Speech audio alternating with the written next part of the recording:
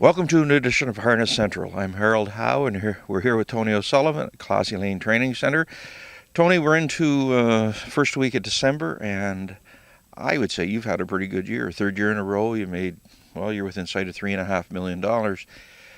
No big killer horses, but I think you had about a dozen that made 100 for you. What do you think about it, though? We've had a good year. I'm a little bit disappointed. We didn't win any really big stuff. We had a few opportunities and didn't work out, or they didn't race well, or whatever. But yeah, we had a lot of good horses. We had a couple really nice 2-year-olds. She's de Bombe did very, very well. And then we had our old campaigners that grind out 100, 200,000 a year. So we had a good year. Just you always want to try and win the big ones, and when you have the chances and they go by the wayside, it's disappointing.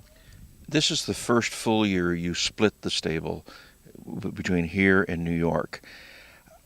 That's not the easiest thing to do, and a hell of a lot tougher than people think. How did you find the grind and the management and all the nuts and bolts that go with it? The hardest thing about it is really when things aren't going well. I still think it was a really good idea to split the stables. There's no way I would have been able to race, especially my top-end horses, all up here.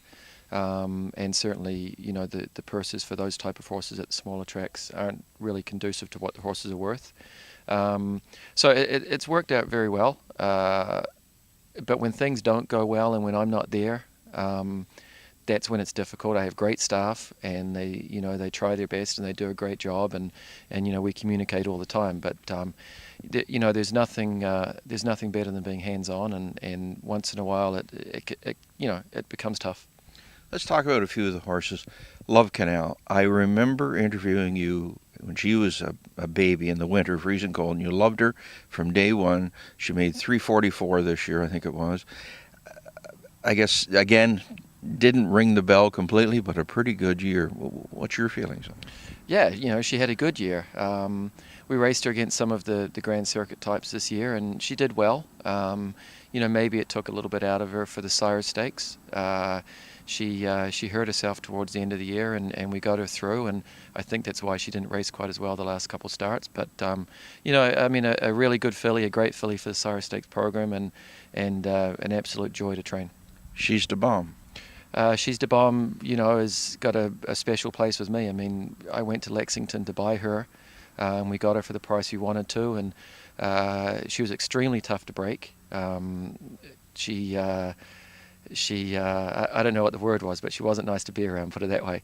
But once we started training her down right around March, we knew she had the potential, and when we picked up speed, all things equal and hoping things stay together, we had a pretty good idea that she was a top-end filly. One horse that I have a bit of a soft spot for, and I think everybody in life should own one like him, is Casimir Jitterbug. He's on the comeback, and 194,000. You got to have a place for him. Yeah, I really like my older free-for-all horses, and Casimir Jitterbug has a personality. He's a gentleman. He's a 4-year-old could drive him, and he's basically an ATM machine. But those horses are hard to come by. But they're the ones that grind out the money. They're the ones that keep the cash flow coming for owners, trainers, grooms, drivers. The young ones and the big hitters are the ones that get you the glory. But horses like Casimir Jitterbug are the ones that are just a pleasure to race every week. With what's happened here in Ontario, we've seen quite a transformation. Right now, you see the quality of the racing at Woodbine just sliding right down. It's just not, quality of the horses are there. How has it all affected the way you go about conducting your business? It's tough. It's really hard, and I know everybody's trying. It's really hard to get good horses raced up here consistently, and I find it's very hard to get horses racing in the class where they fit because of the shortage. So you've probably got to send horses other places, or you've got to race them over their head and try and get checks and play the game. Instead of making money every 4 weeks, you may have to wait every 6 weeks. I'm actually fairly optimistic about, I think things are looking better up here. It's not great, but I'd like to think that that the powers to be will figure it out. I personally think that maybe within their means, the racetracks could maybe do a little more on the condition sheets and try and change things and try and accommodate the people up here a little more, just as Pennsylvania does and Delaware does and Ohio's going to. What would you say if I said, I've heard people say, with all that's happened, there's only so many dollars to go around. The way we condition horses should be just scrapped. Start it with a fresh piece of paper, bring in a bunch of the main guys, and devise a new system. But do you think a new system can be devised, given that you see what they do in New York, you see what they're doing at the Meadowlands, going back to ABC, and what we have here? Was it just shuffling papers if we did do a change? I guess it's hard to say. You'd have to try it and see. I personally think the ABC system at the Meadowlands is great. I would love to see something like that employed at Woodbine. I think I mainly race at Woodbine, so I don't know a lot about the other tracks, but I think the condition sheet needs to be changed, and it needs to be set up for the money we're going for, even though the money's still very good.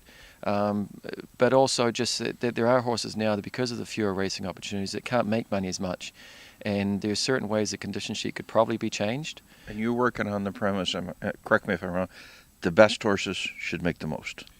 No, not at all. I mean, the best horses will make the most because they're the best horses. But I think it's more maybe the mid-range, that there's horses racing over their head that don't need to be. And with some tinkering, like the ABC system, which the fact is the ABC system works. Does it work every week for everybody? Absolutely not. But when you have a horse sliding down the class ladder, it doesn't matter what that horse did 8, 9, 10 starts ago. It matters what they did in the last few. And I think that one of the problems is that it takes too long for horses to be able to get back in a class where they can make money. And that doesn't make anybody happy. And it certainly doesn't make the owners happy that are already finding it tough with increased prices, and it's hard for all of us. And I just think things need to be done and can be done, or at least take a shot and try and make the product a little better up here with what we have, and also look after the people from up here a little more. And finally, your baby situation. How are you sitting for the winter? We have 16. Which is the most we've ever had. As a group, it's early, they're just jogging. I really like what we had. We got some nice horses this year. We got some pedigree, we got some confirmation, which means we've got some pressure. But I like what we have, and I have a good staff. The horses are doing well, and I think things are okay. And finally, we hear you're going into farming.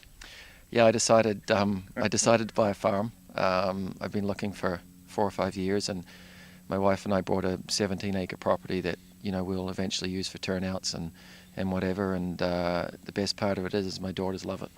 Good.